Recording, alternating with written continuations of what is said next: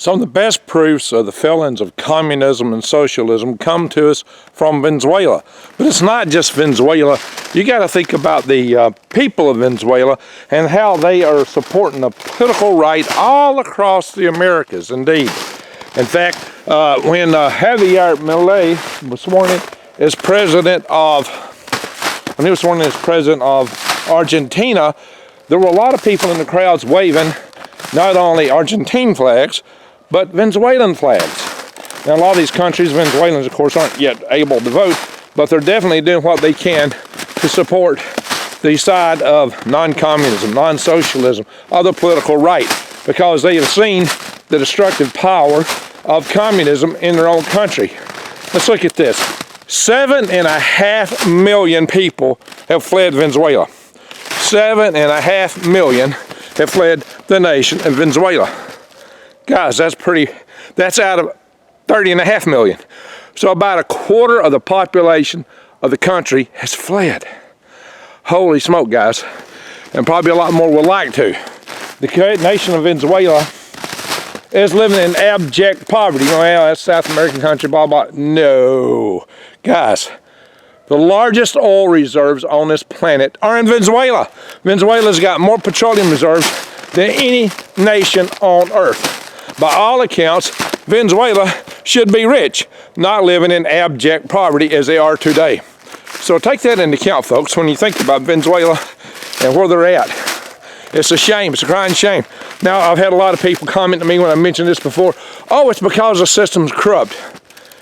Every communist country, by definition, will be corrupt because they're one-party systems. And corruption will always occur in any system like that.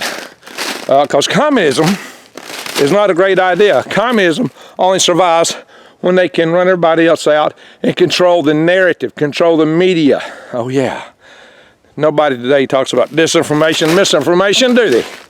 We don't have anybody trying to control freedom of speech in this day and age. Why? Because their ideas are bankrupt. If you believe that you got to control information, your ideas are fundamentally bankrupt. You got a problem with what you're selling. People aren't picking up what you're putting down, so you're trying to control it before people figure out what the truth is. Anyway, so this is it. Now, it's true that Venezuela opened their prisons and sent a lot of prisoners north to the United States, principally. That's what they wanted to do. But you got to bear in mind that that's not 7.5 million people. By and far, the majority of the Venezuelans are pro-freedom, pro-non-socialism, pro-capitalism. And I'm going to do more on that in the future. And I got a video series coming up with Jason Avers to talk about corruption and how just about any system breeds corruption, governments and so forth, and why we need the least possible. The government governs best, the government governs least is something that we used to hear a lot from Ronald Reagan. I believe he was quoting Thomas Jefferson in that. But anyway, so bear in mind, 7.5 million Venezuelans living in exile because of a corruption in their country, which is living in abject poverty, sitting on the biggest oil reserve on earth. Those people should be rich. They should be extremely prosperous, but they're not. So, and I would submit probably whatever was a predecessor government there was corrupt for some reason, maybe a one-party system of some type. You'll probably find that was in the origins of how the communists come to power.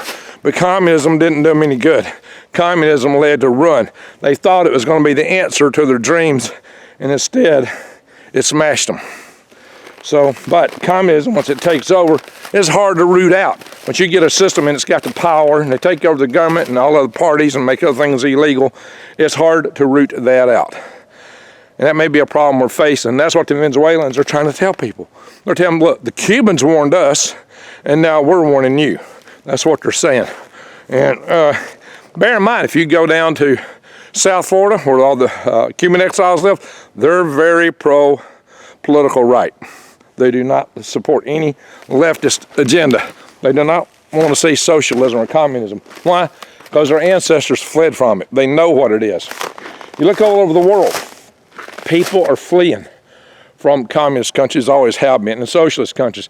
Even here in the United States of America, people are fleeing the blue states and heading to the red states.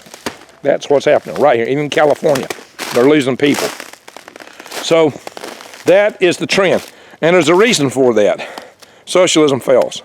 I'm going to do more on this topic to explain how and why as we come up. But one good example, if you go and look at the speech of President Javier Milei at the World Economic Forum, he spanked them.